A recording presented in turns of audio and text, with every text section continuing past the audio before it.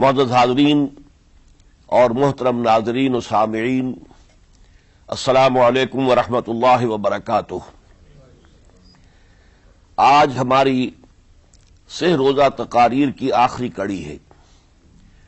آپ کو یاد ہوگا کہ سب سے پہلے خطاب میں ہم نے قرآن کا فلسفہ شہادت سمجھا، قرآن مجید میں یہ اصطلاح کس معنی میں آئی ہے، اور اس کے ساتھ ہی امت مسلمہ کا فرض منصبی، وَكَذَلِكَ جَعَلْنَاكُمْ أُمَّةً وَسَطًا لِتَكُونُوا شُهَدَاءَ عَلَى النَّاسِ وَيَكُونَ الرَّسُولُ عَلَيْكُمْ شَهِيدًا۔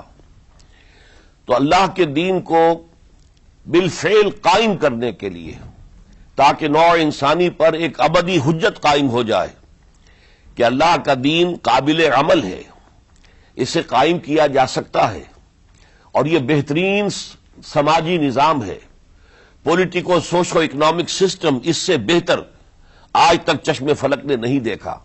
یہ حجت قائم کرنے کے لیے جن حضرات نے اپنی جانوں کا نذرانہ پیش کر دیا، گویا کہ وہ اللہ کے گواہ قرار پائے، ان کے لیے لفظ شہید استعمال کیا گیا۔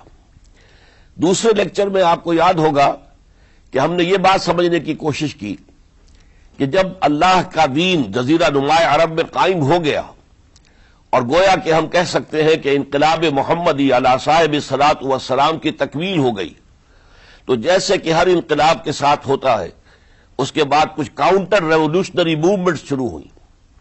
چنانچہ سب سے پہلے اندرون ملک عرب جھوٹے نبی کھڑے ہو گئے، نبوت کے جھوٹے دعوے دار، اور بہت سے لوگوں نے حکومت کو زکوٰۃ ادا کرنے سے انکار کر دیا، اور یہ فتنہ اتنا بڑا تھا کہ واقعہ یہ ہے کہ اگر اسے کرش نہ کر دیا جاتا تو انقلاب محمدی علی صاحب الصلاۃ والسلام اسی وقت ناکام ہو جاتا۔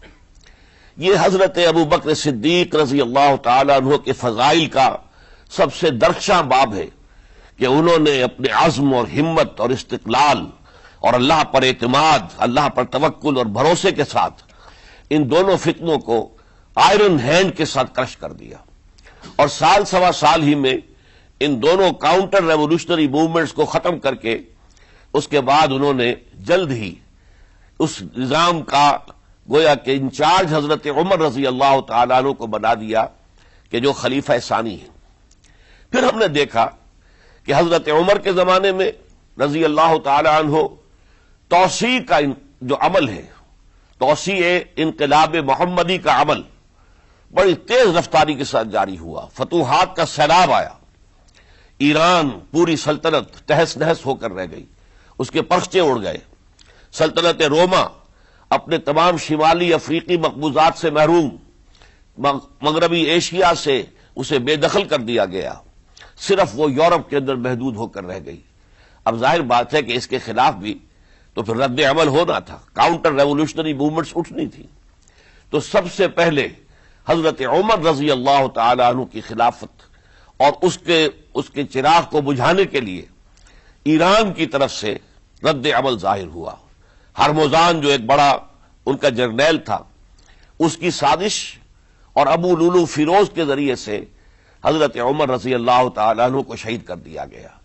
سمجھا یہ گیا تھا کہ یہ ساری عمارت شاید اسی شخصیت کی بل پر کھڑی ہے، لہذا جب میدان سے حضرت عمر ہٹ جائیں گے تو یہ خلافت کی پوری عمارت جو ہے وہ زمین بوس ہو جائے گی۔ لیکن معلوم ہوا یہ عمارت محمد کی بنائی ہوئی تھی صلی اللہ علیہ وسلم۔ کھنڈر بتا رہے ہیں عمارت عظیم تھی، بڑی عظیم عمارت تھی جو حضور نے تعمیر کی تھی، لہذا حضرت عمر کی شہادت سے کوئی فرق واقع نہیں ہوا۔ حضرت عثمان رضی اللہ تعالیٰ عنہ آ گئے میدان میں، اور میں بتا چکا ہوں آپ کو کہ ان کے میں دور خلافت کے جو 12 سال ہیں، ان میں سے پہلے 10 سال بالکل حضرت عمر فاروق رضی اللہ تعالیٰ عنہ کی خلافت کے دور کی مثال ہے۔ اسی تیزی کے ساتھ انقلاب جو ہے آگے بڑھ رہا تھا، فتوحات کا دائرہ پھیل رہا تھا، اور اندرون ملک پورا امن، سکون، اطمینان اور چین تھا۔ لیکن ان کی دور خلافت کے آخری دنوں میں اب یہودیوں کی طرف سے رد عمل اور ایک کاؤنٹر ریولوشنری موومنٹ عبداللہ ابن سبا کے ذریعے سے، کہ جس نے اسلام کا لبادہ اوڑھا اور منافقت کے پردے کے ساتھ وہ عالم اسلام میں داخل ہوا، اور اس نے چونکہ دیکھ لیا کہ پرانی چپقلش ہے، پرانی چشمک ہے جو قریش کے دو بڑے قبیلوں کے مابین یا دو بڑے گھرانوں کے مابین چلی آ رہی تھی، بنو ہاشم، بنو امیہ۔ تو پہلے دو خلفاء جو تھے وہ نہ بنو ہاشم سے تھے نہ بنو امیہ سے تھے۔ حضرت ابو بکر صدیق بنو تیم سے تھے، حضرت عمر بنی عدی میں سے تھے، لیکن حضرت عثمان اب بنو امیہ میں سے تھے۔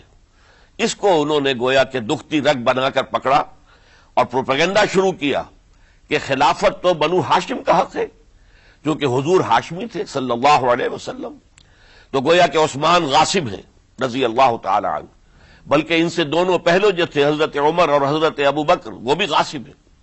اس کے ساتھ ہی فتنے کی مختلف شکلیں انہوں نے شروع کی۔ یہ الفتنۃ الکبریٰ کہلاتا ہے ہماری تاریخ میں، عظیم ترین فتنہ، جس کے نتیجے میں حضرت عثمان رضی اللہ تعالیٰ عنہ شہید ہو گئے۔ اور ان کی شہادت کے بعد اگرچہ خلافت حضرت علی رضی اللہ تعالیٰ عنہ کے ہاتھ میں آئی، لیکن یہ کہ باہمی خانہ جنگی کا وہ سلسلہ شروع ہوا جو حضرت علی کے دور خلافت جو 5 سالوں پر مشتمل ہے، اس کے دوران مسلسل خانہ جنگی رہی۔ ایک طرف شیعان علی تھے، دوسری طرف شیعان عثمان آ گئے، جو حضرت عثمان رضی اللہ تعالیٰ عنہ کے قتل کے قصاص کے مطالبے کو لے کر سامنے آئے۔ جنگ جمل ہوئی، ایک رات میں 10,000 مسلمان شہید ہوئے۔ جنگ صفین میں 74,000 مسلمان شہید ہوئے۔ جنگ نہروان میں پھر 4,000 مسلمان شہید ہوئے۔ یہ شہادتیں جو چل رہی تھی، یہ کس لیے چل رہی تھی کہ جو بھی عمارت خلافت کی قائم ہوئی تھی اب اسے قائم رکھا جائے، اغیار کی طرف سے جو سازشیں ہو رہی ہیں، جو حملے ہو رہے ہیں، اسے ختم کرنے کے لیے ان کا مقابلہ کیا جائے۔ تو یہ اور اس کا یہ دور ختم ہوتا ہے حضرت علی کی شہادت پر رضی اللہ تعالی عنہ۔ اور یہ بات نوٹ کر لیجئے کہ حضرت علی کو شہید کرنے والے وہ خارجی تھے۔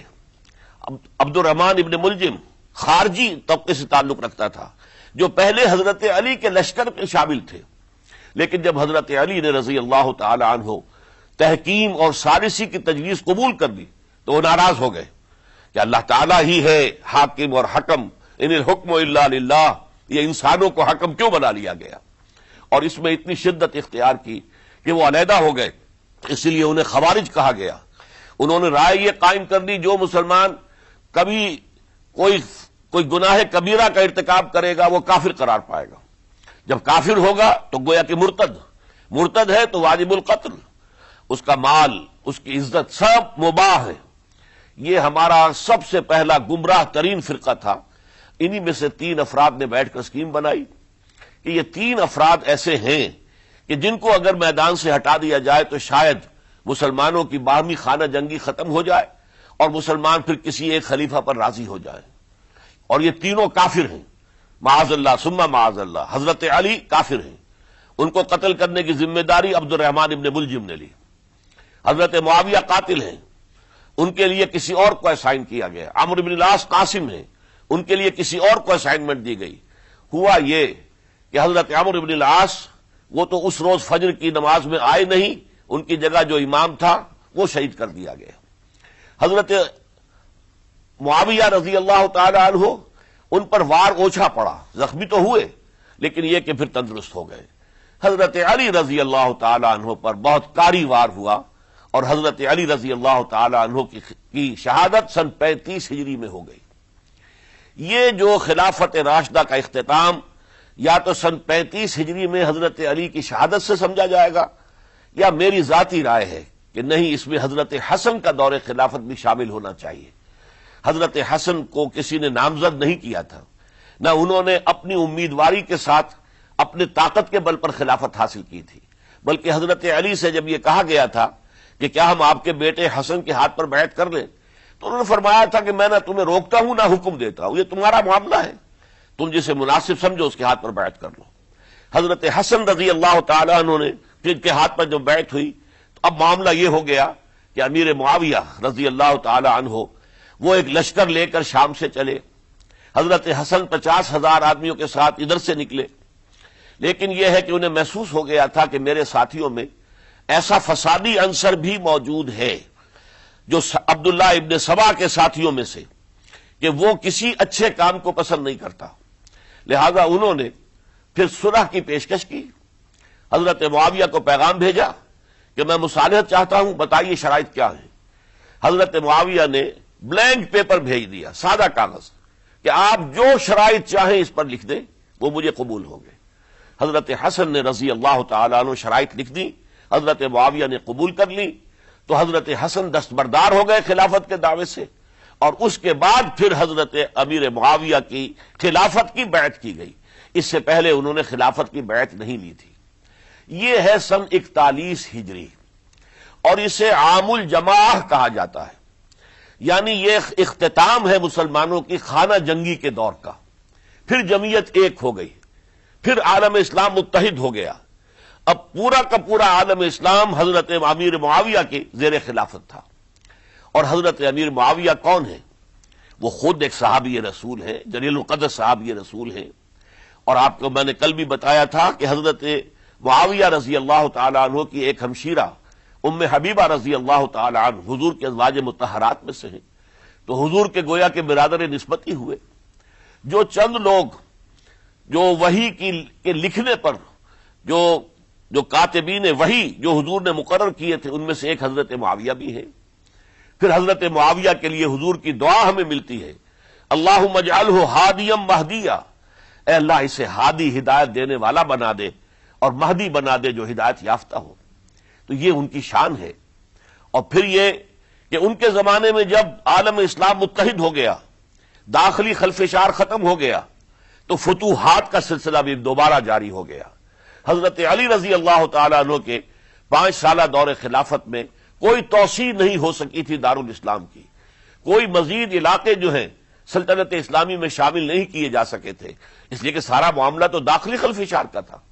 جو خانہ جنگی ہو رہی تھی، ایک دوسرے کی تیروں اور تلواروں اور نیزوں سے 1 لاکھ کے قریب مسلمان ختم ہو گئے تھے، تو اندر سے گویا کہ موشن ٹوٹ گیا اس سیلاب کا۔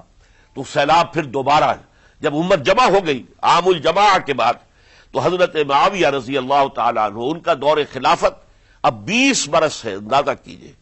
یہ پورے 20 برس کوئی اندرونی خلفشار نہیں ہوا، کوئی جھگڑا نہیں ہوا، کوئی فساد نہیں ہوا، بلکہ جو فتوحات کا دائرہ تھا شروع ہو گیا۔ مکران اور سندھ کے علاقے فتح ہوئے، کابل اور یہ افغانستان کا علاقہ فتح ہوا، ترکستان کے علاقوں کے اندر پیش قدمی ہوئی۔ ادھر یہ کہ قیصر سلطنت روما کا اس کے مرکزی شہر قسطنطنیہ پر حملہ کیا گیا، جس کے لیے کہ حضور کی حدیث موجود تھی پیشن گوئی کے طور پر، اول جیش یغزو مدینۃ القیصر مغفورون لہم۔ حضور نے فرمایا تھا کہ جو پہلا لشکر قیصر کے شہر پر حملہ کرے گا تو وہ سب کے سب وہ مغفرت پا جائیں گے، اللہ تعالیٰ ان کی مغفرت فرما دے گا۔ اگرچہ کامیابی نہیں ہوئی، لیکن اس پیشن گوئی کی وجہ سے آپ کو معلوم ہے کہ حضرت ایوب رضی اللہ تعالی عنہ ان کو بھی اس پیشن گوئی کی وجہ سے، حالانکہ 90 برس سے اوپر عمر تھی، لیکن وہ بھی کہا انہوں نے کہ میں بھی اس میں جانا چاہتا ہوں، چنانچہ اس لشکر میں گئے، وہیں فوت ہوئے۔ بہرحال یہ سارے کارنامے اپنی جگہ پر، امن و امان اپنی جگہ پر، اس کے باوجود اہل سنت والجماعت حضرت معاویہ کے دور خلافت کو خلافت راشدہ میں شامل نہیں سمجھتے۔ اس کی وجہ کیا ہے؟ خلافت راشدہ کی شرط اولین قرآن مجید کے حکم کے مطابق امرہم شورا بینہم، مسلمانوں کے باہمی معاملات باہمی مشورے سے طے پاتے ہیں۔ حضرت ابوبکر صدیق رضی اللہ تعالیٰ عنہ سقیفہ بنی سعدہ کے اندر مشورے کے بعد ان کو منتخب کیا گیا اور ان کے ہاتھ پر بیعت ہوئی۔ حضرت عمر رضی اللہ تعالیٰ عنہ کو حضرت ابوبکر نے مسلمانوں سے مشورہ کر کے پھر نامزد کیا۔ حضرت عثمان کے لیے حضرت عمر رضی اللہ تعالیٰ عنہ نے اپنے جانشین کے لیے 6 افراد پر مشتمل کمیٹی بنا دی، جو بڑے سے بڑے جو اصحاب جو جن کے بارے میں کہا گیا ہے کہ جن کو دنیا ہی میں بشارت دے دی گئی تھی، جو عشرہ مبشرہ میں سے جو باقی تھے، ان کے اوپر مشتمل کمیٹی بنا دی کہ آپ لوگ طے کر لیں اور اپنے سے کسی ایک پر جمع ہو جائیں۔ اس اعتبار سے حضرت علی کے ہاتھ پر بھی جو بیعت ہوئی ہے تو وہ اہل مدینہ کے دباؤ پر ہوئی ہے، ان کے مطالبے پر ہوئی ہے۔ حضرت علی خود جو ہے وہ خلافت کے مدعی نہیں تھے، بلکہ انکار کرتے رہے، چونکہ فتنے کا دور تھا، حضرت عثمان شہید ہوئے تھے، مسلمانوں کے دل زخمی تھے۔ اس حالت میں وہ سمجھتے تھے کہ اگر میں یہ خلافت جو ہے اپنے ہاتھ میں لے لوں گا تو ہو سکتا ہے کہ اس کا حق ادا نہ کر سکوں، لیکن یہ کہ جب انہوں نے دیکھا کوئی اور بھی تیار نہیں، طلحہ بھی تیار نہیں، زبیر بھی تیار نہیں، تو آخر مسلمانوں کو بغیر امارت کے چھوڑا تو نہیں جا سکتا، تو حضرت علی نے وہ قبول کر لی۔ حضرت حسن کے بارے میں بتا چکا ہوں کہ ان کے بارے میں لوگوں نے کہا تو حضرت علی نے فرمایا میں نہ حکم دیتا ہوں نہ روکتا ہوں۔ لیکن حضرت امیر معاویہ رضی اللہ تعالیٰ عنہ صحابی بھی ہیں، حضور کے قرابت دار بھی ہیں، کاتبین وحی میں سے بھی ہیں، پھر ان کا دور حکومت امن، سکون، اطمینان ہر طرح سے جو ہے 20 برس تک کوئی داخلی خلفشات نہیں ہوا، کوئی فساد نہیں ہوا، کوئی باہمی جنگ و جدل نہیں ہوا، بلکہ فتوحات کا دائرہ آگے بڑھا۔ اس کے باوجود چونکہ انہوں نے طاقت سے خلافت حاصل کی، لہذا ان کے دور خلافت کو ہم خلافت راشدہ میں تسلیم نہیں کرتے، حالانکہ وہ خود راشد ہیں، اس لیے کہ تمام صحابہ کرام کے بارے میں سورہ حجرات میں فرمایا وَلَٰكِنَّ اللَّهَ حَبَّبَ إِلَيْكُمُ الْإِيمَانَ وَزَيَّنَهُ فِي قُلُوبِكُمْ وَكَرَّهَ إِلَيْكُمُ الْكُفْرَ وَالْفُسُوقَ وَالْعِصْيَانَ أُولَٰئِكَ هُمُ الرَّاشِدُونَ۔ تمام صحابہ کرام کی شان یہ ہے کہ اللہ تعالیٰ نے ان کے دلوں میں ایمان کو کھبو دیا ہے، ایمان ان کے دلوں میں رچ گیا ہے، بس گیا ہے، جم گیا ہے، اور کفر سے، فسق سے انہیں تبھی نفرت ہو گئی ہے، اور یہ سب کے سب راشدون ہیں۔ تو تمام صحابہ راشدون ہیں، اس اعتبار سے خود حضرت امیر معاویہ بھی راشدون میں شامل ہے، لیکن خلفائے راشدین میں شامل نہیں ہے۔ خلفائے راشدین عام طور پر تو ہم کہتے ہیں حضرت ابوبکر، حضرت عمر، حضرت عثمان، حضرت علی۔ میں نے اپنی ذاتی رائے، حقیر سی رائے عرض کی ہے، اس میں حضرت حسن کا دور بھی شامل ہونا چاہیے 6 مہینے کا، تب وہ 30 برس پورے ہوتے ہیں، جو حدیث میں آیا ہے کہ خلافت جو ہے وہ 30 برس رہے گی، اس کے بعد ملوکیت شروع ہو جائے گی۔ تو ملوکیت کا پہلا قدم یہ تھا کہ حضرت معاویہ نے طاقت سے بزور خلافت حاصل کی، اس لیے ان کو خلیفہ راشد ہم نہیں کہتے۔ البتہ یہ ضرور ہے کہ ان کا دور بہت پرسکون دور تھا۔ البتہ جب 10 برس گزر گئے حضرت معاویہ کے دور حکومت کو، اب میں یہاں لفظ خلافت کی بجائے دور حکومت استعمال کر رہا ہوں کیونکہ خلافت راشدہ سے ذرا اس کا فرق واضح ہو جائے، تو اس وقت ایک اور صحابی، جلیل القدر صحابی مغیرہ ابن شعبہ رضی اللہ تعالی عنہ، وہ حضرت معاویہ کے پاس آئے اور انہوں نے یہ کہا کہ دیکھیے اگر آپ نے اپنے بعد اپنا جانشین نامزد نہ کیا تو ہو سکتا ہے پھر فسادات پیدا ہو جائے، پھر مختلف لوگ خلافت کا دعویٰ لے کر کھڑے ہو جائیں، پھر خانہ جنگی ہو جائے۔ 5 برس کی خانہ جنگی میں 1 لاکھ سے زیادہ مسلمان شہید ہو چکے ہیں، قتل ہو چکے ہیں، ہلاک ہو چکے ہیں، اب دوبارہ وہی دور نہ آ جائے، لہذا آپ اپنا جانشین نامزد کر دیجئے۔ امیر معاویہ ریلیکٹنٹ تھے، لیکن انہوں نے دلائل دیے، دلائل مضبوط تھے۔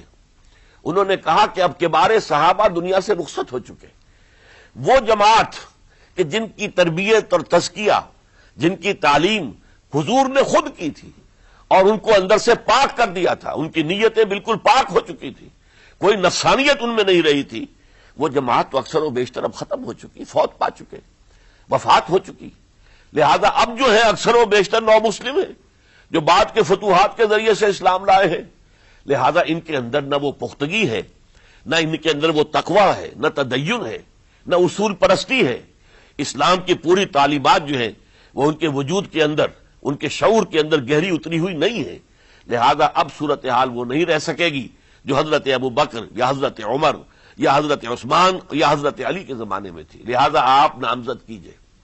یہ بھی بتا دوں کہ مغیرہ ابن شعبہ کون تھے رضی اللہ تعالیٰ عنہ۔ نمبر 1 یہ کہ یہ اصحاب شجرہ میں شامل ہیں، جن 1400 یا 1800 افراد نے حضور سے بیعت کی تھی صلح حدیبیہ سے متصل قبل، اس درخت کے نیچے بیٹھ کر جس کے بارے میں سورہ فتح میں فرمایا گیا کہ لقد رضی اللہ عن المؤمنین اذ یبایعونک تحت الشجرہ، اللہ ان تمام اہل ایمان سے راضی ہو گیا جو ہے نبی صلی اللہ علیہ وسلم آپ کے دست مبارک پر بیعت کر رہے تھے اس درخت کے نیچے، ان میں سے موجود، ان میں یہ مغیرہ ابن شعبہ ہے۔ پھر مغیرہ ابن شعبہ وہ ہیں کہ حضرت علی اور امیر معاویہ ان کے درمیان جو خانہ جنگی ہوئی اس میں ہمیشہ حضرت علی کے ساتھ رہے، حضرت علی کے ہی وہ سپورٹر تھے، ان کے ساتھ تھے۔ اس پہلو سے اچھی طرح سمجھ لیجئے کہ یہ نہیں ہے کہ وہ در حقیقت کو پہلے سے وہ امیر معاویہ کے ساتھی تھے، نہیں، لیکن اب جو صورتحال وہ دیکھ رہے تھے، جہاں دیدہ انسان تھے، بہت بڑے سیاستدان تھے، جانتے تھے حالات کو، حالات کے نفس پر ان کا ہاتھ تھا، لہذا انہوں نے یہ مشورہ دیا اور پھر امیر معاویہ نے اس مشورے کو قبول کر لیا اور یزید کی ولی عہدی کا اعلان کر دیا۔ یہ بالکل مڈل ہے حضرت امیر معاویہ کے دور خلافت کا درمیان، یہ 10 سال جب ہو گئے تھے حضرت امیر معاویہ کی خلافت کو یا حکومت کو، تب یہ معاملہ پیش آیا اور یزید کے ہاتھ پر یہ بیعت ولی عہدی تمام جو بھی مختلف گورنرز تھے ان کے ذریعے سے کہہ دیا گیا اپنے اپنے علاقے کے لوگوں سے بیعت لے لو۔ یہ بیعت عام طور پر لوگوں نے کر لی، البتہ 5 شخصیتیں جو بہت نمایاں تھیں انہوں نے اس بیعت سے انکار کیا۔ ان میں کون تھے ذرا نوٹ کیجئے۔ حضرت ابو بکر فوت ہو چکے، ان کے بیٹے عبد الرحمن ابن ابی بکر۔ حضرت عمر فوت ہو چکے، ان کے بیٹے عبداللہ ابن عمر۔ حضرت زبیر فوت ہو چکے، ان کے بیٹے عبداللہ ابن زبیر۔ حضرت عباس فوت ہو چکے، ان کے بیٹے عبداللہ ابن عباس۔ حضرت علی شہید ہو چکے، ان کے بیٹے حسین ابن علی رضی اللہ تعالی عنہم اجمعین۔ یہ 5 جو امت کے بہت بڑے 5 افراد کے گویا کے وہ چشم و چراغ تھے ان گھرانوں کے، انہوں نے انکار کیا، اور ان میں خاص طور پر عبد الرحمن ابن ابی بکر نے یہ جملہ کہا کہ تم چاہتے ہو کہ قیصر و کسریٰ کی سنت پر عمل کرو کہ باپ کے بعد بیٹا حاکم بن جائے، یعنی ایک قدم تو خلافت کا نظام پہلے ہی نیچے اتر چکا۔ مشاورت سے تو حضرت امیر معاویہ کا بھی جو نسب ہوا ہے وہ مشاورت سے نہیں ہوا۔ ایک درجے میں وہ جو اللہ تعالیٰ کے رسول نے عمارت بنائی تھی شاندار، اس خلافت کا جو سیاسی نظام تھا اس میں ایک تو کڑی آ چکی زوال کی کہ ایک شخص نے طاقت کے ذریعے سے خلافت حاصل کر لی، اب اس کی اگلی کڑی لانا چاہتے ہو کہ قیصر و کسریٰ کے طریقے سے خاندان کے اندر، ایک قبیلے کے اندر یہ خلافت جو ہے یا حکومت جو ہے نسل بعد نسل، باپ کے بعد بیٹا اور بیٹے کے بعد پوتا، اس کو ہم کبھی گوارا نہیں کریں گے۔ حضرت امیر معاویہ بہت دانشمند انسان تھے، انہوں نے ان 5 حضرات پر کوئی تشدد نہیں کیا، کوئی جبر نہیں کیا، بلکہ رہنے دیا، ٹھیک ہے یہ بیعت نہیں کر رہے، ابھی تو بیعت ولی عہدی ہے، کوئی حرج نہیں۔ لہذا کوئی جھگڑا، کوئی اس وجہ سے کوئی فساد، اس بنا پر کوئی جنگ نہیں ہوئی۔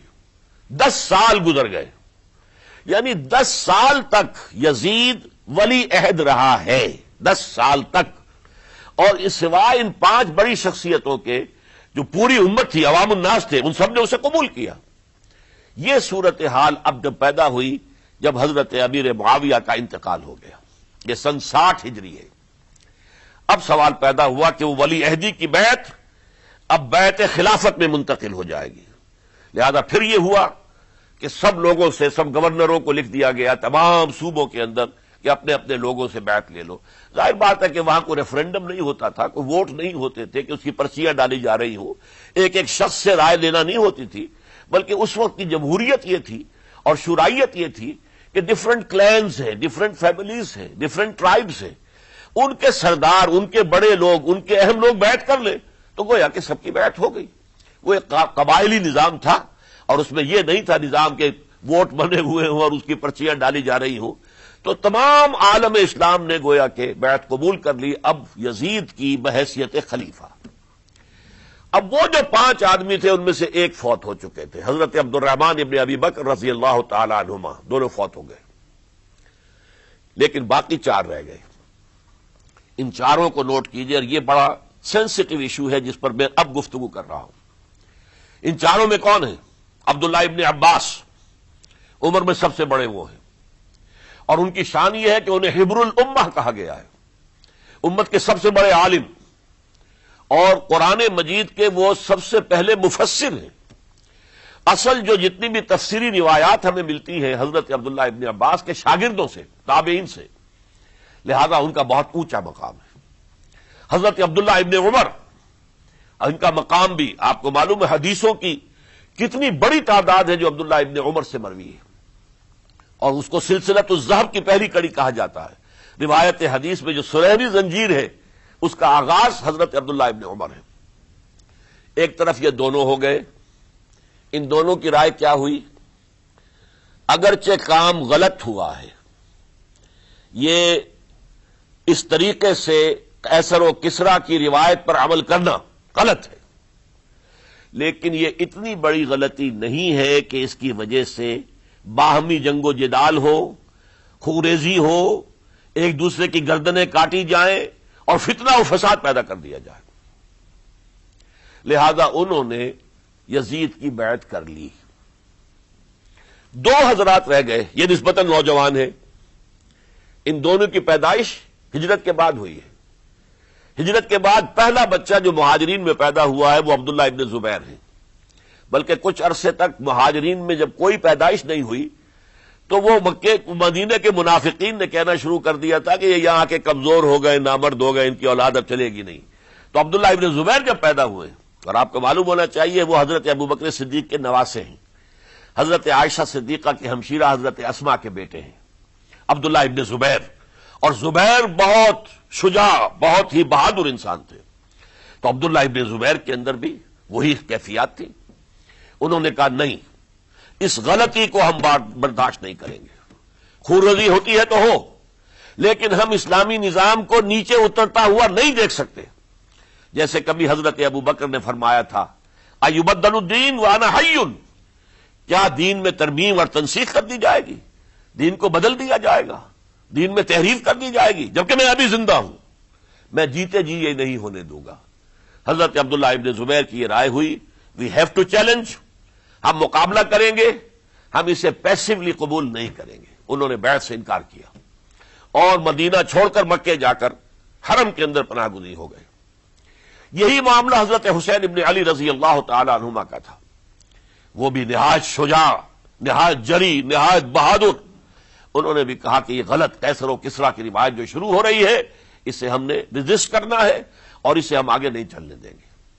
ان پر بھی جب دباؤ ڈالا گیا کہ بیعت کرو تو وہ کچھ وقت مانگ کر کہ دیکھیے میں ایسا شخص نہیں ہوں کہ تنہائی میں علیحدہ کمرے میں بیٹھ کر بیعت کروں، جب عمومی بیعت لوگے تم سب سے تو میں بھی آ جاؤں گا، اس وقت لوگ فیصلہ کریں گے۔ تو بس اس وجہ سے پھر وہ گورنر جو تھا اس وقت مدینے کا، اس سے اجازت لے کر آ گئے اور راتوں رات وہاں سے نکل کر وہ بھی مکے پہنچ گئے۔ تو اب یہ چار جو ہیں دو گروہوں میں تقسیم ہو گئے، 2+2۔ دو کی رائے یہ ہوئی کہ بات غلط ہے، لیکن اس کی بنا پر خونریزی، جنگ و جدال، جنگ آپس میں خونریزی کرنا یہ صحیح نہیں ہے، بلکہ مصلحت اس میں ہے کہ اس کو قبول کر لیا جائے۔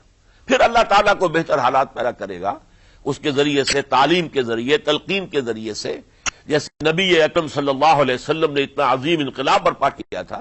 ہم کوشش کریں گے کہ نظام حکومت کی اصلاح ہو جائے، لیکن اس وقت اگر ہم اڑ گئے تو پھر گویا کہ خونریزی اور فساد اور باہمی جو جنگ ہے وہ شروع ہو جائے گی۔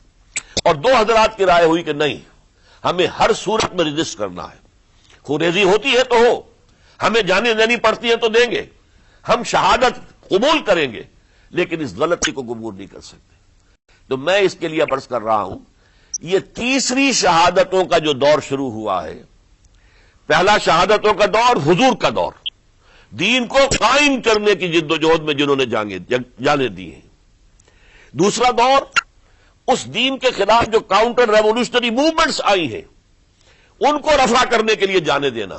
ہزاروں صحابہ کی جانیں اس میں بھی گئی ہیں، وہ سیلمہ ابن کذاب ہو یا مانعین زکوٰۃ ہو، ان کے خلاف جو جہاد ہوا۔ پھر ظاہر بات ہے کہ حضرت عثمان رضی اللہ تعالیٰ عنہ کے بعد جو فساد ہوا، وہ شہادتیں کیا تھی؟ اس دین کے نظام کو قائم رکھنے کے لیے، انٹیکٹ رہے، دشمن اس کے اندر رکھنے ڈالنے میں کامیاب نہ ہو جائے۔ اب تیسرا دور وہ آ رہا ہے کہ جب کہ داخلی طور پر اس نظام خلافت کے اندر زوال شروع ہو رہا ہے، اس زوال کو روکنے کے لیے کہ وہ اپنی اصل جو خلافت کا نظام اللہ نے اور اس کے رسول نے دیا ہے اس کی بنیاد پر قائم رہے، لہذا ہم ریزسٹ کریں گے اس تبدیلی کو اور میدان میں آ کر مقابلہ کریں گے۔ یہ حضرت عبداللہ ابن زبیر رضی اللہ تعالی عنہما اور حسین ابن علی رضی اللہ تعالی عنہما، اب ان دونوں میں ایک اختلاف ہوا۔ حضرت عبداللہ ابن زبیر کی رائے یہ تھی کہ یہ مکہ ہے، یہ اللہ کا گھر ہے، یہ حرم ہے، اور یہاں کے لوگ بہت سے برے اثرات سے ابھی تک بچے ہوئے ہیں، پاک ہیں، لہذا ہمیں یہاں رہنا چاہیے۔ اس کو مرکز بنا کر ظاہر بات ہے اسی مکے سے محمد الرسول اللہ صلی اللہ علیہ وسلم نے دعوت شروع کی تھی، وہیں سے وہ پھیل کر جو ہے ایک عظیم انقلاب کی شکل اس نے اختیار کی تھی، ایک عظیم مملکت جو ہے حضور چھوڑ کر گئے تھے۔ تو ہمیں مکے میں رہ کر ہی اپنی تحریک شروع کرنی چاہیے، لیکن ادھر حضرت علی کے پاس پیغام آ رہے تھے کوفے سے۔ کوفہ چونکہ حضرت حسین کے پاس پیغام آ رہے تھے کوفے سے، چونکہ کوفے کو حضرت علی نے دارالخلافہ بنا لیا تھا، اور وہاں سمجھا جاتا تھا کہ حضرت علی کے ہمدرد اور حضرت شیعان علی جنہیں ہم کہیں، ان کے ساتھی ہم خیال یہ لوگ ہیں کثرت کے ساتھ، اور وہاں سے اب خطوط کا تانکا شروع ہو گیا، آپ یہاں آئیے، ہم بےتاب ہیں، آپ کا استقبال کریں گے، آپ کے ہاتھ پر بیعت کریں گے، تاکہ یہ جو قیصر و کسریٰ کی سنت شروع ہو رہی ہے اس کو روکا جا سکے۔ وہ تانکا بندھا ہوا ہے خطوط کا۔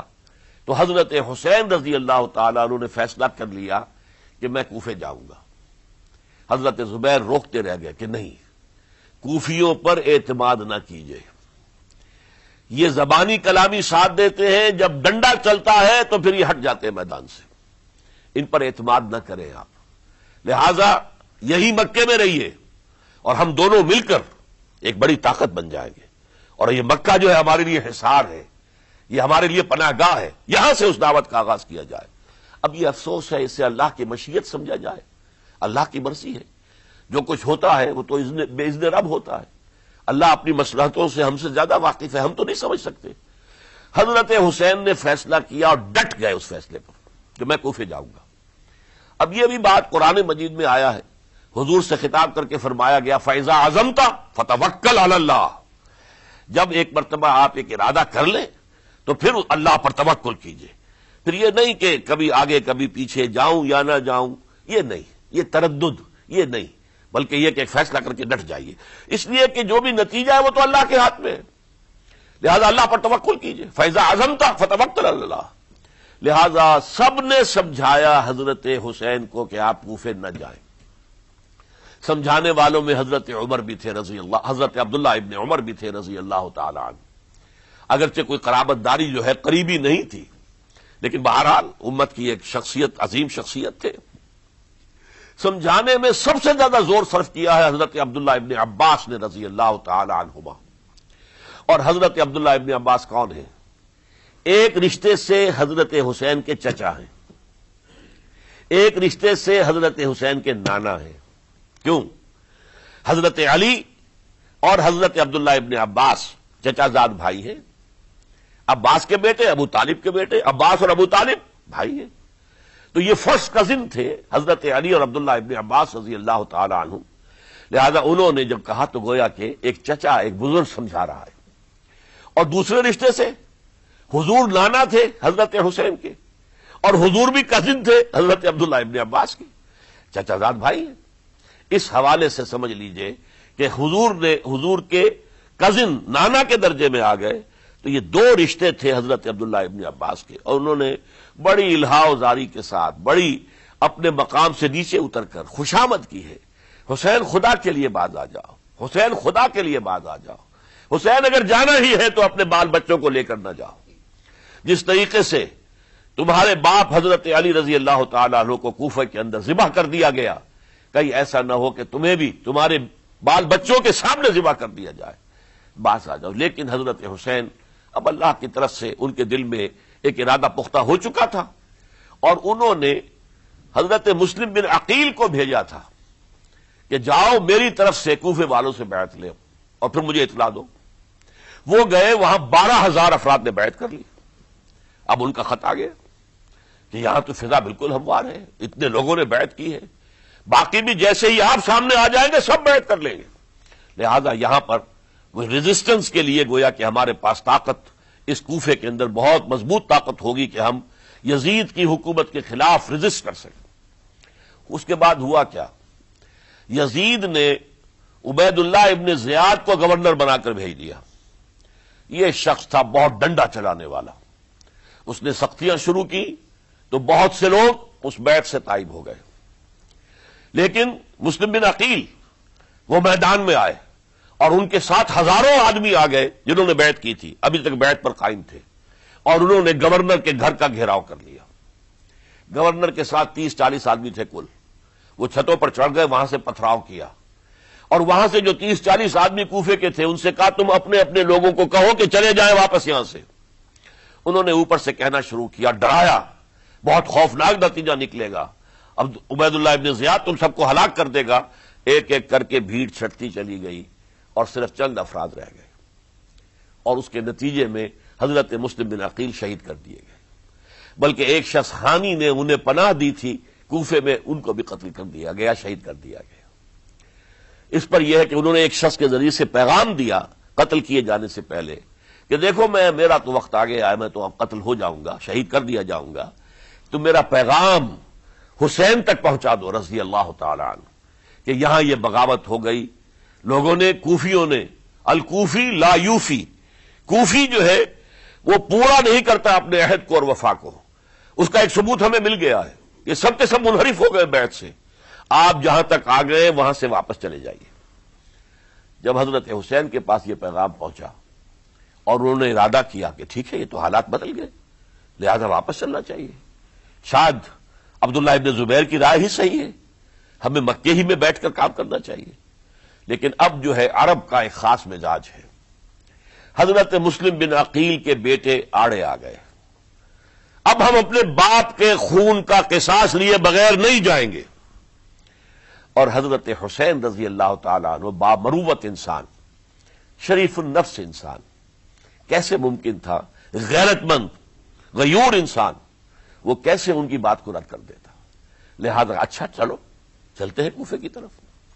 آگے بڑھتے چلے گئے, کربلا میں پہنچ گئے. جو کچھ وہاں ہوا ہے پھر آپ کو معلوم ہے. اس میں یہ بات ہے, پہلے 1000 کا لشکر بھیجا تھا عبید اللہ ابن زیاد نے, اس پر حضرت حسین رضی اللہ تعالیٰ عنہ نے جو باتیں کہیں وہ کچھ اثر انداز ہو گئی. ان کا افسر جو تھا حر بن یزید تمیمی, وہ بعد میں حضرت حسین کا حامی ہو گیا اور حضرت حسین کے ساتھ ہی اس کو بھی شہادت نصیب ہوئی. پھر دوسرے کو بھیجا عمرو ابن سعد. عمرو ابن سعد بھی ایک بڑی عظیم شخصیت کا بیٹا تھا. حضرت سعد ابن ابی وقاص جو فاتح ایران تھے اور جن کو غزوہ احد کے موقع پر حضور نے فرمایا تھا کہ اے سعد تیر چلاؤ, میرے ماں باپ تم پر قربان ہوں. جبکہ احد میں گھیراؤ کر لیا تھا حضور کا اور کفار قتل کرنے کے لیے ہجوم کر رہے تھے, اور کچھ حضرات تیر چلا چلا کے انہیں پھینک رہے تھے, دور جو ہے ہٹا رہے تھے. ان میں سے حضرت سعد ابن ابی وقاص بھی تھے. پھر وہ فاتح ایران تھے, اسی لیے گورنر بن گئے تھے ایران کے. سعد جو ہے ان کا بیٹے, یہ عمرو جو ہے یہ اب ایک بڑے صوبے کا گورنر بھی تھا. اس وقت 4000 آدمی دے کر بھیجا. وہ بھی نرمی کرتا رہا, اس نے کوئی تشدد نہیں کیا. اس کے اندر بہرحال اپنے عظیم باپ کے خون کا کچھ اثر تھا. لیکن یہ کہ پھر ابن زیاد کو اطلاع مل گئی کہ عمرو ابن سعد جو ہے وہ تو لے تو لال کر رہا ہے, حملہ نہیں کر رہا, قتل نہیں کر رہا, بلکہ یہ کہ وہ تو اس راستہ بھی دینے کے لیے تیار ہے کہ نہ مدینے کی طرف جائیے اور نہ آپ مکے کی طرف جائیے, نہ کوفے کی طرف جائیے, بلکہ آپ چاہے تو دمشق چلے جائیں, یزید سے اپنا معاملہ کر لیں. اس پر ابن زیاد نے پھر وہاں سے خط لکھا ہے, میں نے تمہیں اس کام کے لیے بھیجا تھا, میں نے تمہیں حکم دیا تھا حسین سے میری بیعت لو, یعنی میری بیعت کے ذریعے یزید کی بیعت لو اور اسے پکڑ کر لا کر میرے سامنے پیش کرو. لہذا پھر اس نے ایک بہت خوخار شخص کو زیادہ فوج دے کر بھیجا ہے, اور وہ جو ہے اس نے آ کر جو ہے شمر نے پھر اس نے فیصلہ کن معاملہ کیا.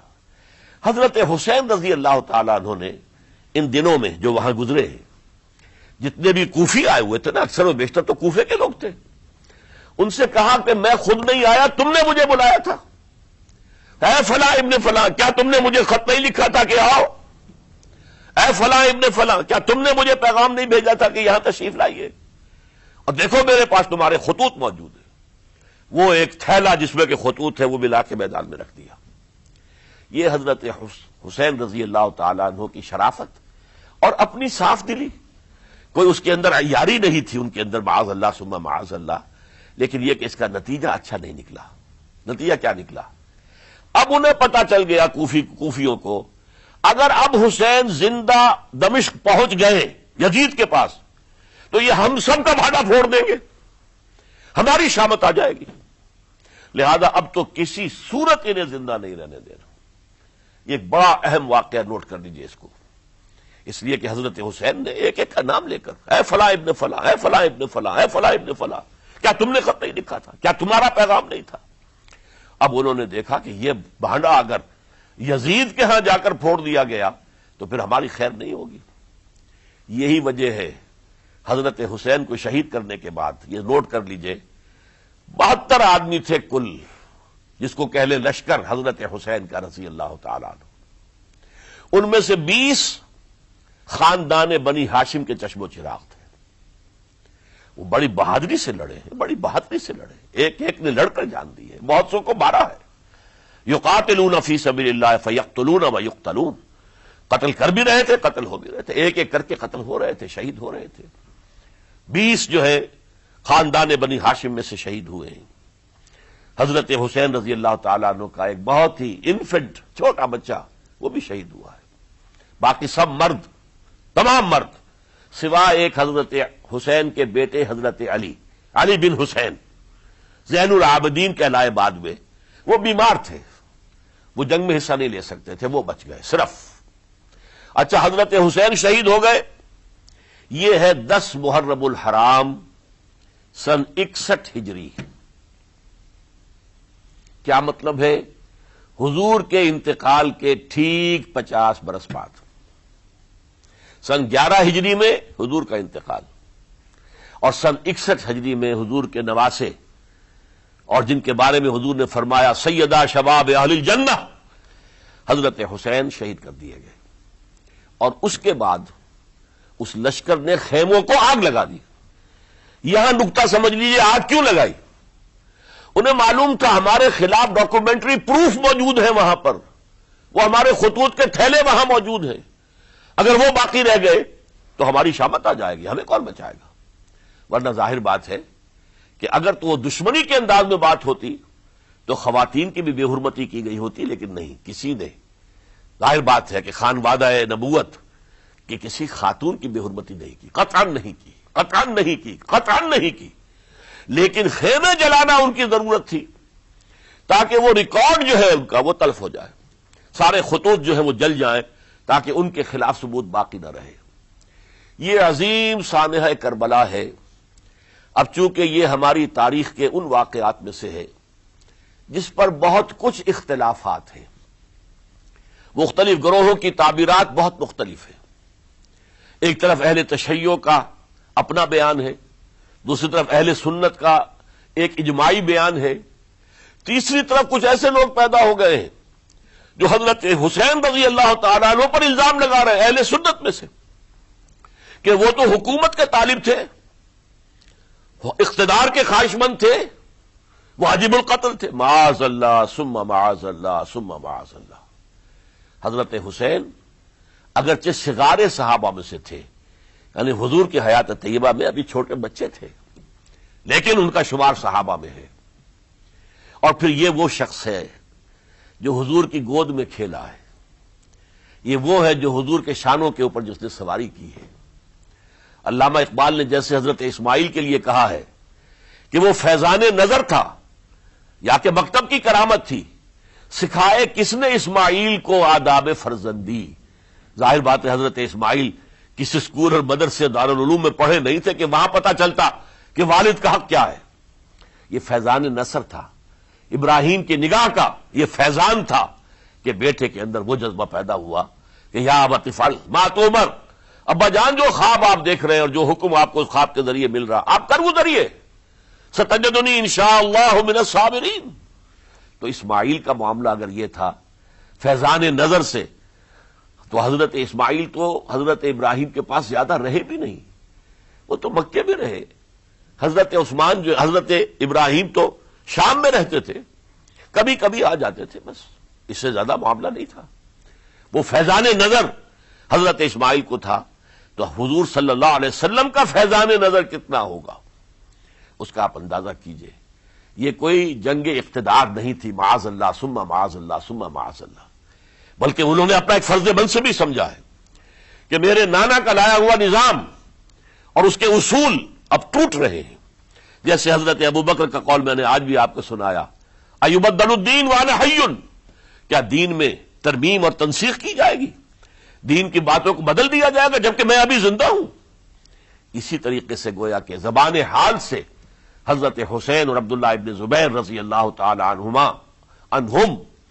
ان دونوں نے یہ فیصلہ کیا کہ ہم روکیں گے اس کو۔